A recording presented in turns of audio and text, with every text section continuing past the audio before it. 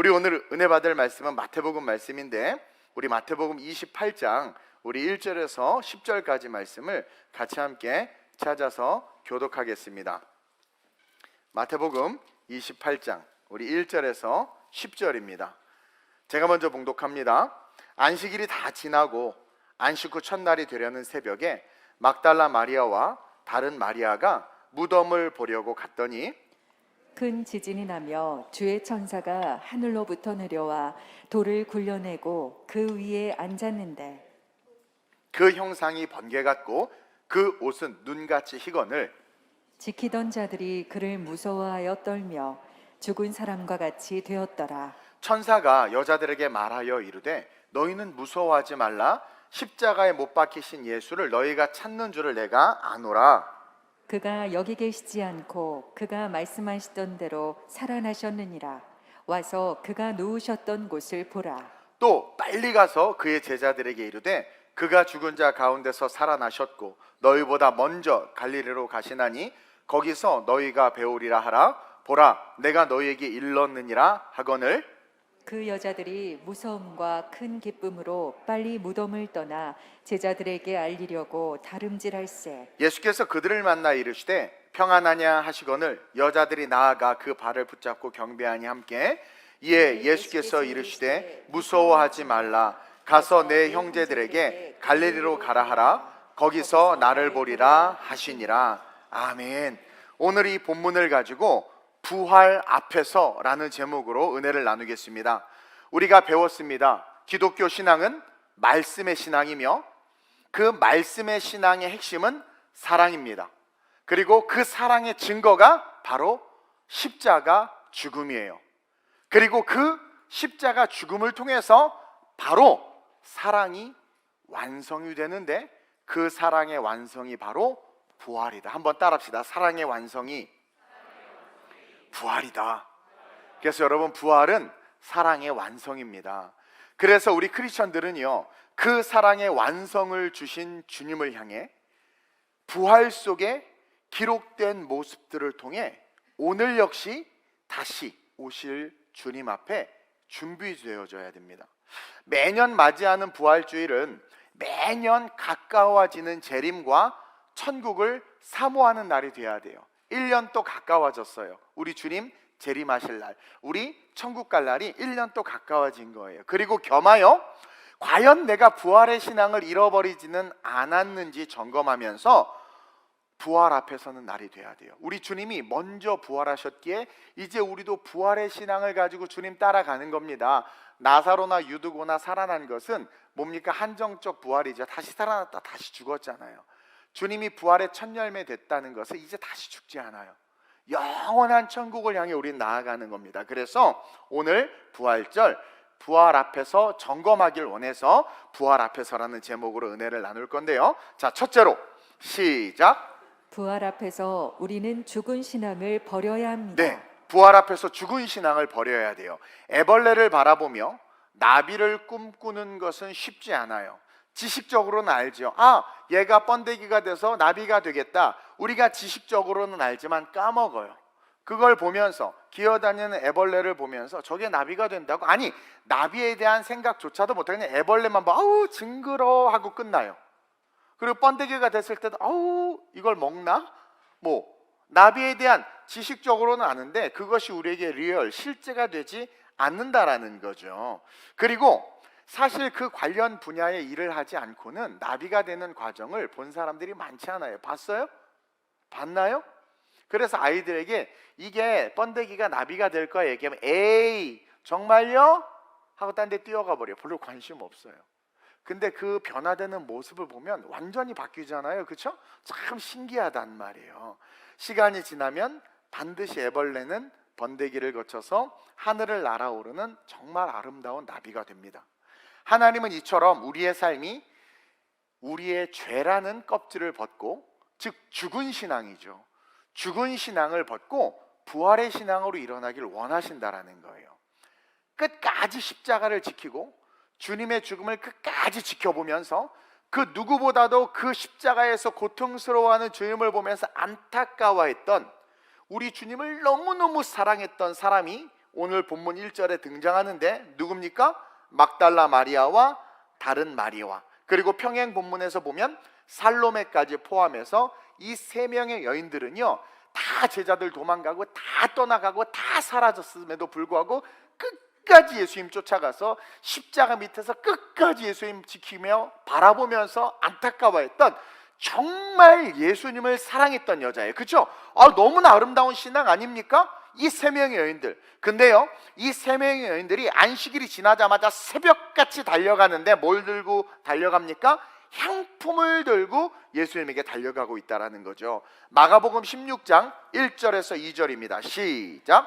안식일이 지남에 막달라 마리아와 야고보의 어머니 마리아와 또 살로메가 가서 예수께 바르기 위하여 향품을 사다 두었다가 안식 후 첫날 매우 일찍이 해 돋을 때에 그 무덤으로 가며, 누구보다도 열심히 있었고 누구보다도 예수님을 사랑하고 있는 것을 오늘 본문에 볼 수 있어요. 안식일 날은 얼마 이상 걸어가지 못하고 안식일 날이라면 율법을 범하기 때문에 가만히 있다가 안식일이 끝나자마자 새벽같이 비싸고 귀한 향품을 사다 둔 것을 가지고 예수님에게로 막 달려가요. 아무도, 그 12제자 중에 아무도 무덤에 찾아온 자가 없어요. 잡혀 죽을까 봐. 근데 이 세 명의 여인들은 십자가 앞에도 있었고 지금 안식일이 지나자마자 향품 들고 막 달려가요. 어미로서의 사랑이고 친족으로서의 사랑이며 받은 은혜 때문에 예수님을 사랑해서 달려가지만, 여러분, 이들 모두는 사실 죽은 신앙을 가지고 달려가는 거예요. 죽은 신앙을 가지고. 5절 볼까요? 시작. 천사가 여자들에게 말하여 이르되 너희는 무서워하지 말라. 십자가에 못 박히신 예수를 너희가 찾는 줄을 내가 아노라. 이 천사가 확인 사살을 하는데, 너희가 찾는 예수는 십자가에 못 박히신 예수지, 그렇죠? 사흘 전에 죽은 그 예수 찾는 거지. 그들의 신앙은요, 십자가에서 멈춰진 신앙이라는 거예요. 거기서 멈춰진 신앙은요, 부활의 축복을 누릴 수 없는 겁니다. 만약에 이 여인들이 향품을 들고 온 것이 아니라 꽃다발을 들고 그리고 새 옷을 가지고 부활하신 주님을 분명히 부활하신다고 했기 때문에 믿어서 그것을 가지고 달려왔으면 천사가 아니라 주님이 기다리고 있었을 거야. 왜냐하면 부활의 신앙에 대한 기대를 주님이 밑에서 보여줘요. 부활의 신앙을 가진 자들은 주님이 만나줍니다. 근데 이들은 부활의 신앙이 없었기 때문에 십자가 앞에서 멈춰진 신앙이었기 때문에 천사를 대신 보낸 거예요. 그래서 그들이 만난 건 천사, 과거의 신앙, 십자가의 신앙, 부활하신 주님을 볼 수가 없었던 겁니다. 부활의 축복을 누릴 수가 없었던 거예요. 한국교회는 사순절이라고 해서 40일간 십자가에 대해서 묵상을 합니다. 그리고 단 하루, 오늘 이 부활절 찬양하고 끝나. 부활절이 40일이었으면 좋겠어. 부활절 축제를 40일 동안 했으면 좋겠어요.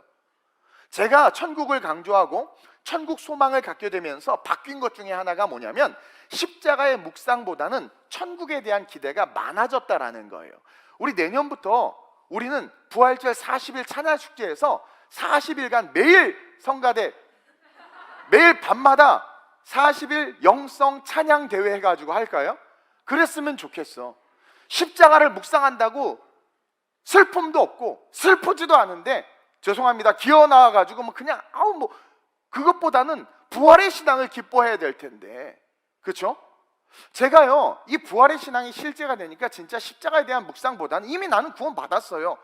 그리고 나서 그게 실제가 되니까 오히려 정말 천국에 대한 소망과 내일에 대한 기대가 있다라는 거죠. 그래서 우리 교회에서 제가 사순절이라고 뭔가 특별하게 하지 않잖아요. 여기 촛불 켜놓지도 않잖아요. 보라색 천 걸쳐놓지도 않잖아요. 사순절이라고 하나하나씩 촛불 켜거든요. 그거 안 하잖아요. 사실은 많이 합니다. 뭐 장로교보다는 대표적으로 너무나 많이 하죠. 그게 나쁜 게 아니라는 거예요. 그래서 사순절을 대체해서 40일 영성기도회 하는 거 아니에요. 40일 영성기도회는 개인의 영성과 우리 교회가 선교하는 교회이기 때문에 그 선교를 위해서는 기도가 필요하니까 기도를 쌓는 거예요. 그래서 저는 40일 때 선교를 위해서 엄청 많이 기도해요. 그래서 우리 교회가 부활절과 함께 이렇게 걸어가는 것이지, 특별히 이렇게 십자가, 사순절, 그런데 제가 별로 신경을 안 씁니다. 사순절보다 더 중요한 것이 부활주일이며 부활 이후에 살아갈 삶이 돼야 돼요. 그게 더 중요해야 됩니다. 무덤에 멈춰진 사랑은 아무런 힘이 없어요. 어머니 마리아로서, 친족 마리아로서 은혜 받은 살로메가 달려갔어요. 근데 무덤에 멈춰진 사랑입니다. 그 사랑 예수님도 못 만나요. 주님 사랑한다고 말하지만 십자가에 멈춰진 사랑은 예수님 못 만난단 말이에요. 열심히 새벽같이 달려오지만 어떻게 돼요? 아무 의미가 없어요. 그 열심으로 달려가 봐야 빈 무덤밖에는 만날 수 없기 때문에, 따라서 우리는 죽은 신앙을 버리고 부활을 향해서 지속되는 사랑으로 달려가야 하며, 부활을 향해서 지속되는 섬김으로 준비되어야 되고, 부활을 향해 열심으로 달려가 천사가 아니라 부활하신 주님을 만날 소망과 그 기대를 가져야 된다라는 거죠. 많은 성도들이 죽은 신앙으로 예수를 섬기기 때문에 봉사와 섬김의 가치를 모르거나 봉사와 섬김의 일들을 힘들어합니다.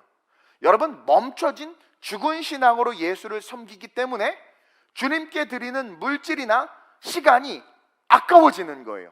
멈춰진 신앙은 아깝습니다. 멈춰진 죽은 신앙으로 예배를 드리니까 예배 시간이 긴 게 힘들어지기도 하고 말씀에 힘을 받지 못해. 여러분, 멈춰진 신앙은요, 아무리 좋은 말씀이 선포되어도 그 순간 되게 달다, 좋다 하지만 그것이 삶의 힘으로 역사하지를 못해요. 정말 꿀송이보다 더 단 말씀, 그 말씀이 내게 실제가 되고 부활의 신앙을 갖고 있으면 내일의 삶에, 모레의 삶에, 그 삶에 부딪히는 문제 속에 그 말씀이 힘이 돼요. 에이, 어차피 죽으면 천국 갈 거 도전해보자. 너 아니어도 주님이 도와주신다고 그랬어. 그러면서 이길 힘이 생기거든요. 근데 왜 우리 많은 크리스찬들은 삶의 문제에서 무너질까? 바로 멈춰진 신앙, 죽은 신앙 때문은 아닌가 진단해야 된다라는 거죠. 이 세 명의 여인들은 그 많은 말씀을 듣고 받았습니다. 그 말씀에 그 은혜를 받고 그 예수님에게 직접 음성도 들었음에도 불구하고 그 말씀으로 힘을 얻지 못하고 있었다는 거예요. 그들은 가면서도 누가 무덤을 막고 있는 돌을 굴려줄까 걱정했어요. 빨리 가서 시체가 썩기 전에 향품을 발라야 하는데 라는 죽은 예수님에게 집중하고 있었다라는 거죠. 쉽게 말해 이들은 슬픔과 절망으로 달려가고 있었던 거예요. 우리의 신앙생활이 슬픔과 절망으로 달려가는 신앙생활 아닙니까?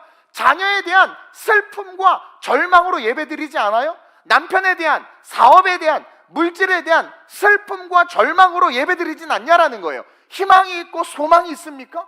저는 12개 국가 교회 개척될 것에 대한 막 소망이 있고요, 우리 교회 부흥할 것에 대한 기대가 있어요. 여러분들 전도 아무도 안 해도 나는 부흥할 것에 대한 기대가 있고요, 그리고 내일 죽어도 천국 갈 소망이 있으니까 나중에 나이 들면 아프리카에서 선교하다 죽겠다는 거예요. 여러분 한번 생각해 보십시다. 이 마리아, 어머니 마리아 수태고지를 받았어요. 천사 봤어요. 동방박사가 왔어요. 가나온인 잔치에 예수님 데리고 가나온인 잔치에 이 마리아가, 엄마가 갔을 때 술 떨어졌다 얘기하니까 여인이요, 그게 나와 무슨 상관이니까. 왜 그 말을 했겠습니까? 이 문제를 해결할 분이 예수님인 걸 알았던 거예요. 그래서 예수님이 해결해 줬잖아요. 그 기적도 경험한 사람이 누구예요? 어머니 마리아예요. 12살 성전에 올라갔을 때에 그 율법자들과 이야기하며 그들을 꼼짝 못하게 했던, 내가 성전에 아버지의 집에 있어야 될 것을 알지 못하니까 하면서 그 어린 예수가 스스로의 정체성을 드러냈을 때도 그 어머니와 아버지가 그것을 마음에 새겼다라 그랬단 말이에요. 그런 기억과 경험이 있는 어머니 마리아조차도 지금 오늘 본문에서 죽은 신앙이다. 그러니까 우리가 산 신앙으로 이 땅에서, 살아있는 신앙으로 이 땅에서 신앙생활한다는 게 쉽지 않다는 걸 보여주는 거예요. 만약에 진짜 산신앙이면 시시때 때 시험이 올 때마다 이겨내야 된단 말이에요. 그리고 인본주의와 세속주의가 내 가치관을 흔들 때 정말 살아있는 신앙이라면 그냥 아무렇지도 않게 툭툭 쳐낼 수 있어야 되는데, 우리는 너무 쉽게 무너진다는 건 우리가 죽은 신앙을 가지고 죽은 나비가 될 것에 대한 꿈을 꾸지 못한 채 그냥 누에로서 그냥 뽕잎만 찾아다니는 그런 신앙 아니냐라는 거죠. 그 경험과 그 기억이 있는 마리아조차도 죽은 신앙이라는 거죠. 그 많은 이적과 기사와 예언의 말씀 속에서도 지금 힘을 얻지 못하고 있었던 거예요. 여러분 어떠시냐라는 거죠. 매주 선포되는 말씀에 힘을 얻으시나요? 이번에 특세 때 많은 분들이 너무 은혜 받았다고 저한테 위로의 문자를 주셨어요. 그러면 그래요, 은혜 받았으면 그게 힘이 돼서 삶을 이겨내야 되는데, 여러분들이 겪는 문제를 뚫고 가야 되는데 그러냐라는 거죠. 내일에 대한 여러분 기대가 있으신가요?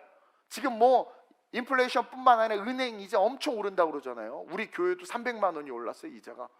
이게요, 여러분 엄청 오른다고 그러잖아요. 그러면 내일에 대한 염려가 있어요? 기대가 있어요? Expect the Lord, 주님을 기대해야죠. 어떠한 상황과 환경 속에서도. 근데 우리 안에 그게 있냔 말이에요. 찬양은 너무 멋지게 했는데 그는 주 했는데 왜 나는 죽어요? 그는 주라고 해놓고 나는 죽네 그러냔 말이에요. 이 땅에 최종적으로는 이 땅이요 최종적으로는 멸망하고 우리가 영원한 천국에 갈 것이라고 성경이 기록했죠. 여러분 그것을 진정 믿냔 말이에요. 만약에 그게 진짜 믿어지면 여호와께서 멸하시기 전이었는 고로 여호와의 동산 같더라 하는 것처럼 우리의 마음을 빼앗아 갈 만큼 세상이 매력적이고 갖고 싶고 소유하고 싶은 것들이 많을지 모르지만 결국은 멸망할 세상이기 때문에 욕심으로부터 조금 더 자유로워지지 않을까요? 진짜 신앙이 있으면 추구해야 되는 가치가 없어질 것보다는 영원히 남을 것으로 조금 바뀌지 않을까요?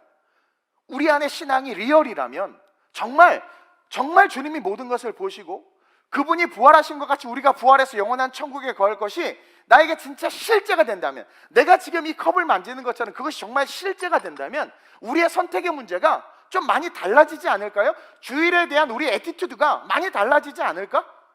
어때요 여러분? 아니면 정말 내가 죽은 신앙으로 정말 영원한 천국에 대한 믿음을 내가 갖고 신앙생활하는 건가? 여러분 진단해야 된다라는 거예요. 만약에 정말 여러분들이 천국에 대한 마지막 인류 최후의 심판에 대한 그리고 주님 다시 오실 것에 대한 믿음이 있다면 우리의 신앙은 힘을 얻는 신앙이 됩니다. 분명히 힘을 얻는 신앙이 돼요. 슬픔이 아닌 기대와 소망의 신앙이 됩니다. 이것을 우리 주님이 오늘 본문을 통해서 우리에게 보여주는 거예요. 너 어디로 달려가니? 여러분 오늘도 달려온 거예요. 성전으로. 2부 예배 또 달려갈 거고 내일 다음 주도 달려갈 거고 어디로 달려가요? 향품 들고 달려오지 않아요? 소망과 기대를 향해서 달려가시나요? 아니면 소망 없이 아휴 내 스킨은 절대 안 바뀔 거야. 아휴 내 미래는 난 평생 결혼 못할 거야. 불확실의 믿음을 그거는 믿어. 결혼을 못할 거야를 믿어. 난 이걸 이해를 못하겠어. 할 거야 믿다가 못해. 주님과 하잖아. 얼마나 감사해. 왜 이상하게 믿지 말아야 될 것은 믿어지고 믿어야 될 것은 못 믿을까요? 그렇게 살아날 것이라고 했는데 향품을 왜 또 준비했을까? 그리고 그것을 들고 왜 갔을까? 이게 나는 아닌가? 진단하시길 이 부활 앞에서 주님의 이름으로 축원드립니다. 그러면서 둘째로 시작. 부활 앞에서 우리는 사명을 받아야 합니다. 잘 들으셔야 돼요.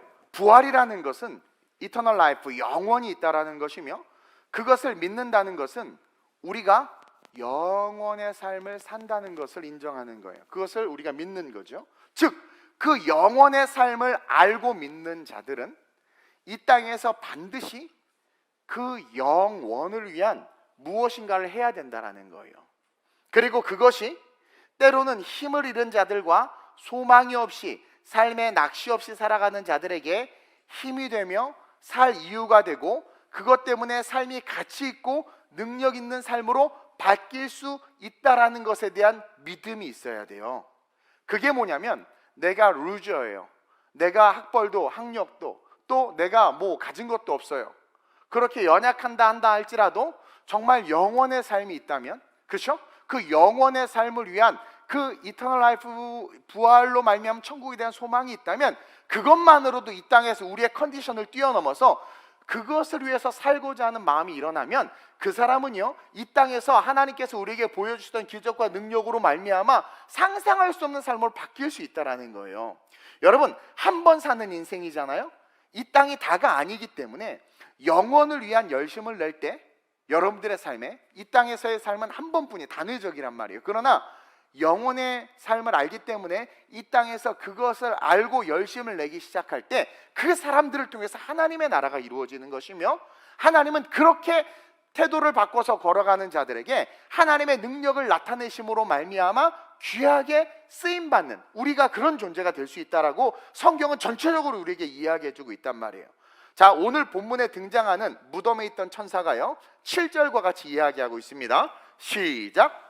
또 빨리 가서 그의 제자들에게 이르되 그가 죽은 자 가운데서 살아나셨고 너희보다 먼저 갈릴리로 가시나니 거기서 너희가 배우리라 하라. 자, 죽은 신앙을 가지고 죽은 예수 앞에 향품을 가지고 온 그들에게 부활의 주님은 만날 수가 없는 겁니다. 부활의 신앙이 아니니까. 근데 천사가 기다리고 있다가 뭐라고 말합니까?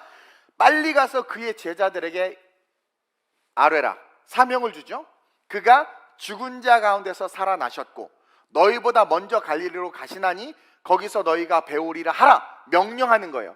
죽은 신앙으로 달려온 이 세 여인들에게 방향을 바꿔서 부활의 신앙으로 사명과 함께, 그것을 전하라는 사명과 함께 방향을 바꿔서 뛰게 해준다라는 거죠. 즉 부활의 신앙으로 달려갈 수 있도록 지금 이 천사가 전환을 시켜줘요. 죽은 신앙으로 준비했던 그 귀하고 좋은 향품들 다 쓸데 없어지네. 이 땅에서 그러니까 여러분, 예수님에게 바를 향품을 준비했다고 생각해 보세요. 이 세 명의 여인들이 얼마나 귀한 걸 준비했겠습니까? 근데 다 쓸데 없어지는 거야. 부활의 신앙으로 삶의 방향이 바뀌니까 머리끝부터 발끝까지 털이란 털은 다 서면서 놀랍고 기대와 벅찬과 소망이 넘치는 거예요. 천사를 다시 보면서 리마인드 됐겠죠. 그러면서 그분이 정말 부활하셨다고, 그러면서 그동안 중요하다고 생각했던, 예수님에게 바르려고 사놨던 향품, 세상에서 모은 물질, 권세, 영광이 한순간에 아무것도 아닌 게 되는 거예요. 어떤 분이 죽으면서 그래요. 내가 죽으니까 아무것도 아니더라. 다 없어지더라. 권력과 물질 다 내 것 아니더라. 그래서 스티븐 코비가 쓴 성공한 사람들 7가지 습관에서 마지막 7 습관이 뭡니까? 자기의 장례식을 항상 상상해라. 제가 20대 때 그 책을 읽고, 그래, 내 장례식 때는 정말 신앙과 종교계와 학계와 재계에 많은 사람들이 와서 정말 애도하는 그런 걸 꿈꿨어요. 그만큼 내가 영향력 있는 삶을 살고 싶다라는 비전을 가졌던 거죠. 근데 이젠 그게 아니에요. 내 장례식 때 천군 천사가 와서, 저승사자 만나면 안 돼. 저승사자는 없지만 천군 천사가 오고 주님이 너무 기쁘게 아브라함이 날 안아주는 그 꿈을 꾸는 거예요. 그러니까 내 장례식 때의 그 모습, 그리고 정말 많은 사람들이 저분은 진짜 천국 갔어, 장례식이 막 파티가 되는 거죠. 그리고 정말 신앙인들, 그런 사람들이 와서 기쁨으로 환송해주는 그런 걸 상상하기가 너무 좋은 거예요. 그게 동기가 된다라는 거죠.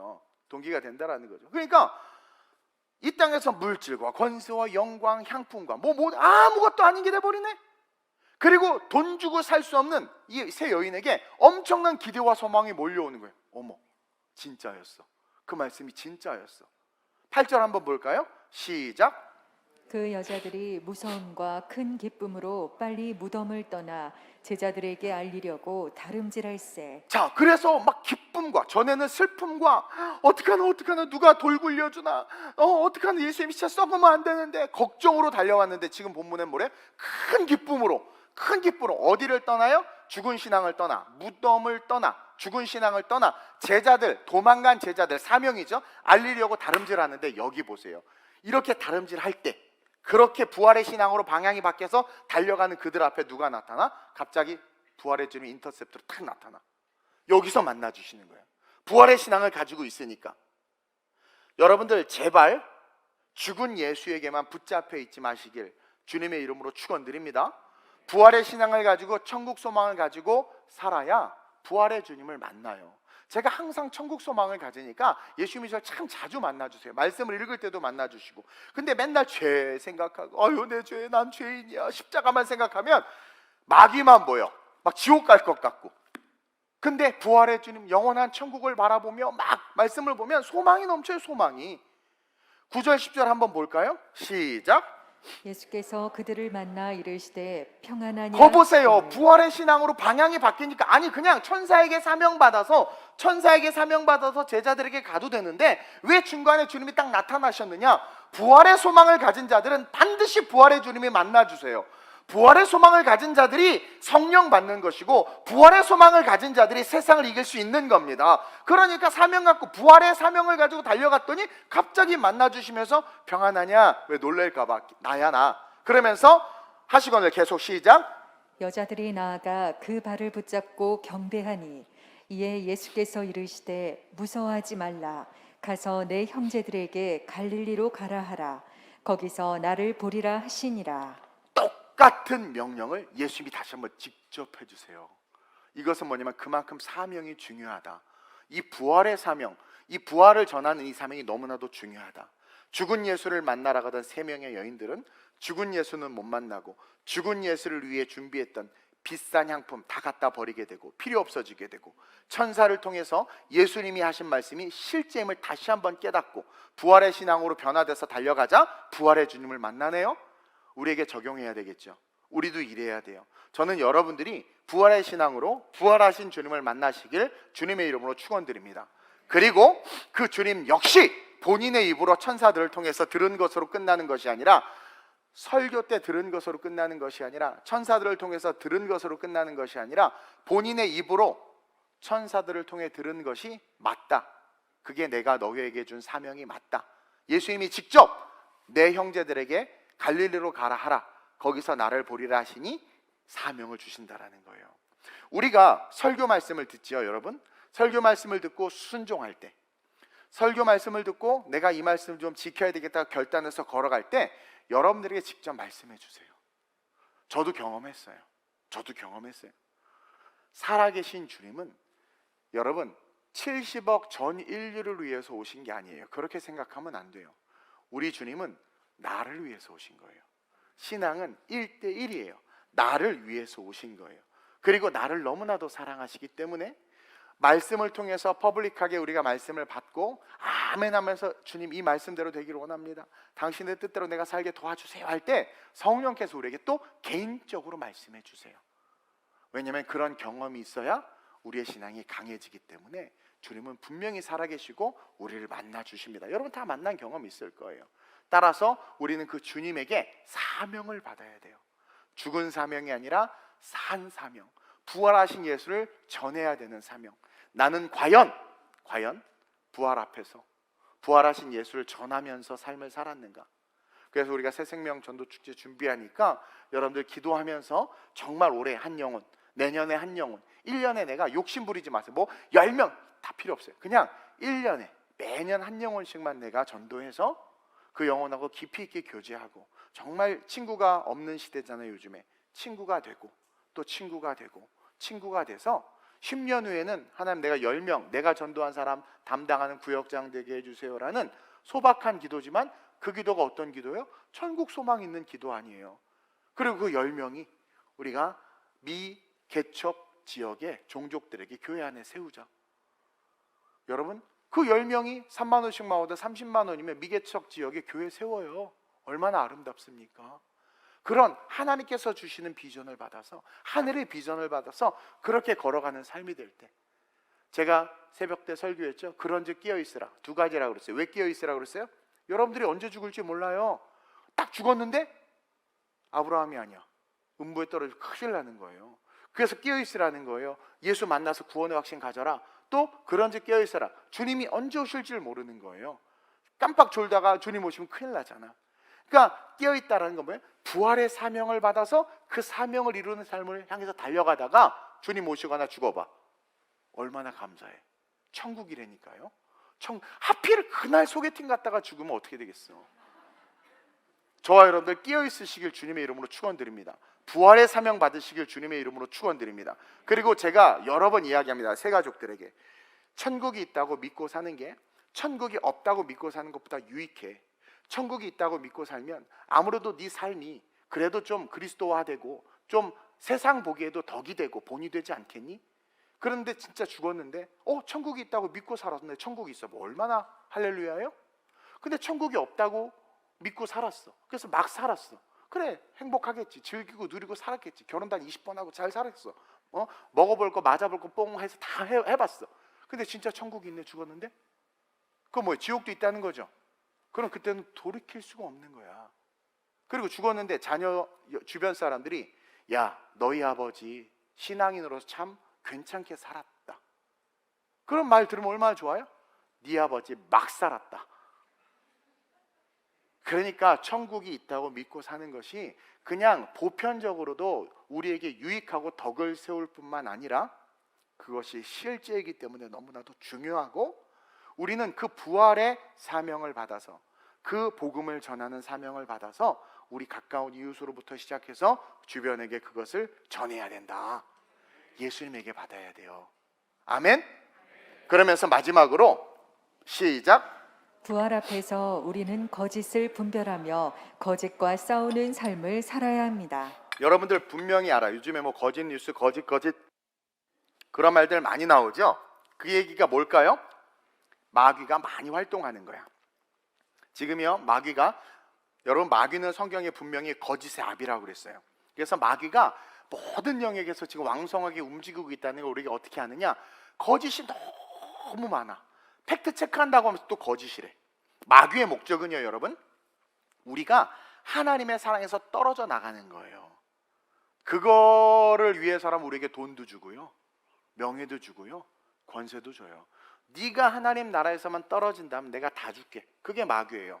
마귀의 목적은요, 어떻게든 거짓말을 해서, 하와를 속였듯이 어떻게든 거짓말을 해서 우리가 하나님의 사랑을 모르게 하는 거예요. 그래서 헐리우드 미디어, 영화를 통해서 우리 어린아이들에게 다차원 우주론을 심어주고 있잖아요. 지금 어벤져스 뭐 이런 거 가지고 막, 그리고 뭐야, 인간의 능력이 뛰어나서 또 신들, 토르가 신이래. 이게 아무것도 아닌 것 같지만 서브리미널 이펙트 효과를 통해서 계속 그것에 노출되다 보면, 그 광고에 노출되고 미디어에 노출되다 보면 우리의 의식 저 깊은 자리에서 우리가 신앙생활이라고 하지만 신은 누구나 다 신일 수 있어.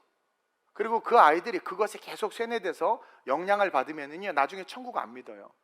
우리가 분명히 휴거 될 거라고 했더니 마귀가 뭘 만들었습니까? UFO를 만들었잖아요. 그래서 데리고 간다. 이 사상이 돼서 휴거 됐을 때 남아있는 사람들이 뭐라고 말하겠어요? 외계 침공이 일어났다.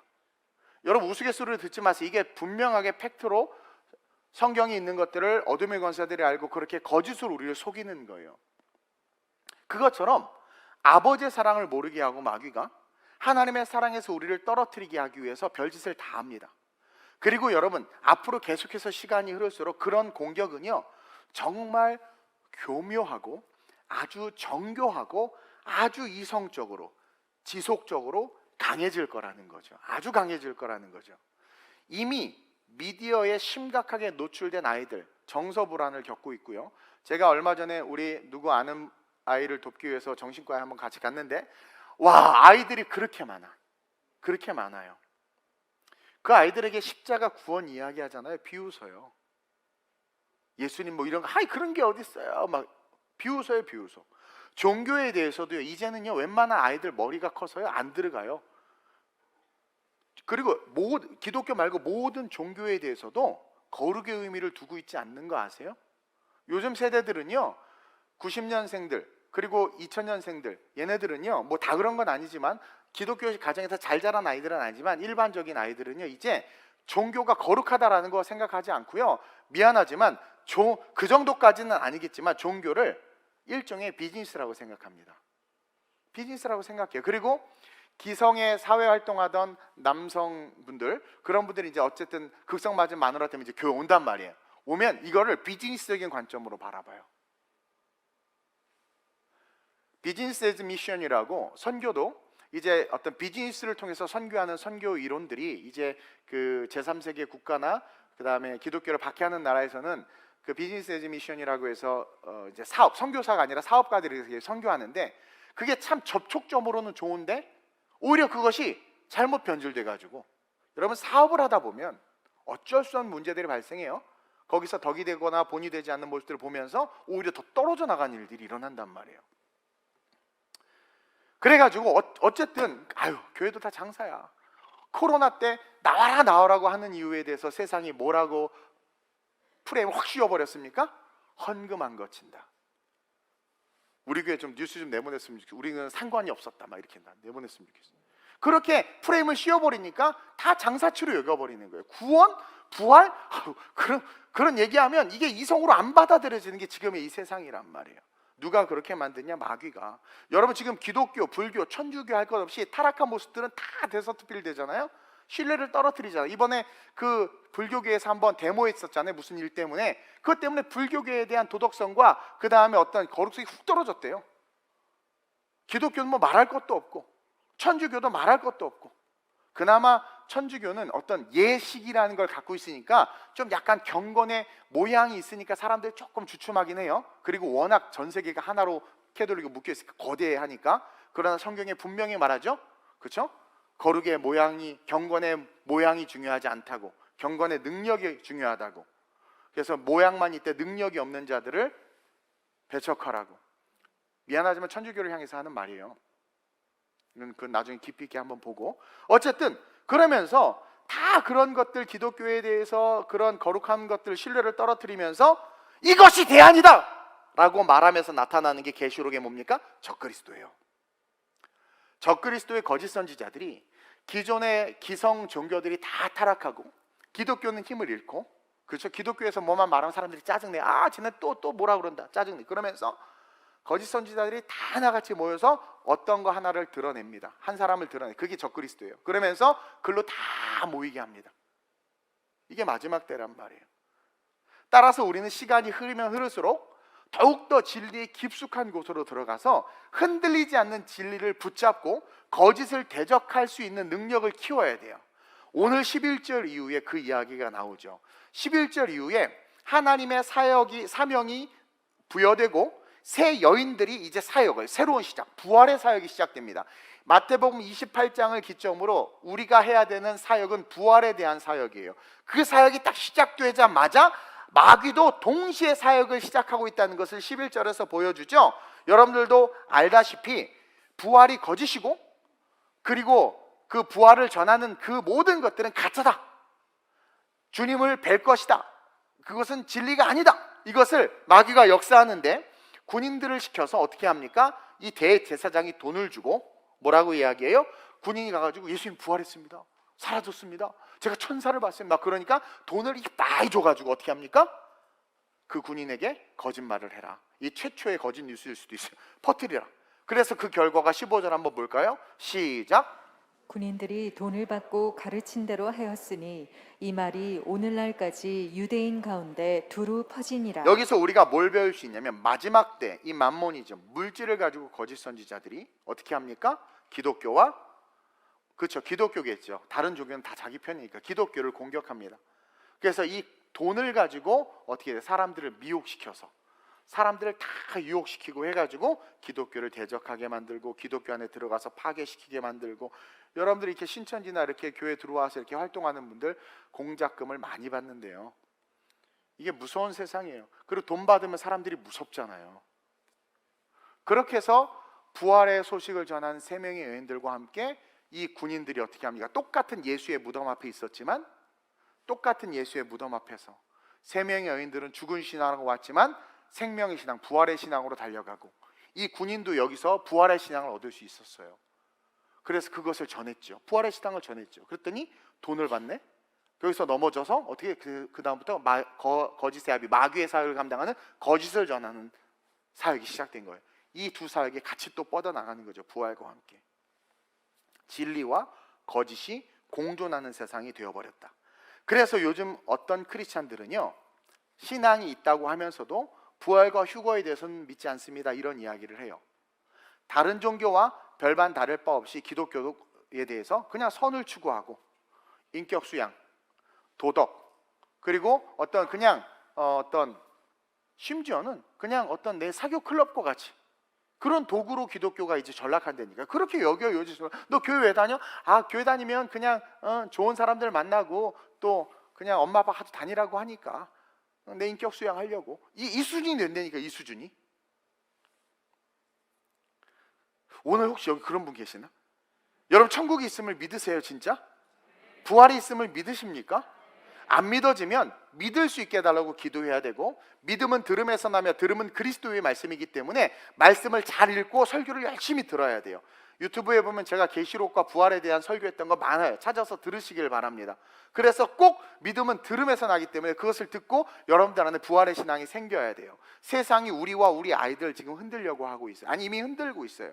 우리가 더 깊이 있게 진리의 말씀을 붙잡고 깊숙한 곳으로 들어가야 거짓이 가득한 세상에서 흔들리는 우리 아이들을 붙잡을 수 있고, 거짓이 가득한 세상에서 진리를 말할 수 있으며 진리를 전할 수 있고 또 진리를 사랑할 수 있는 삶이 될 수 있단 말이에요. 저는 체코의 종교개혁가였던 얀 후스를 사랑하고 좋아하고 존경합니다. 그가 뭐라고 말했습니까? 많은 사람들이 타락하고 기독교가 무너질 때 기독교 종교 개혁을 하면서 뭐라고 그랬어요? 오직 진리를 사랑하고 진리를 말하고 진리로 행하라. 그러니까 진리, 그러니까 죽음을 두려워하지 않고 세상을 이길 수 있었던 거예요. 그래서 종교 개혁이 일어나요. 우리는 루터만 아는데 루터 이전에 후스와 많은 사람들이 있었단 말이에요. 그 진리만 붙잡은 사람들이 결국 어떻게 했습니까? 캐톨릭이라는 그 어마어마한 어둠의 권세를 뒤흔들어서 어떻게 돼요? 개신교, born again 크리스찬, 말씀으로 일어서는 우리를 잉태하게 된 거죠. 근데 지금 이 born again 크리스찬도 또 한 번 born again 될 판이에요. born again 돼야 될 판이에요 지금.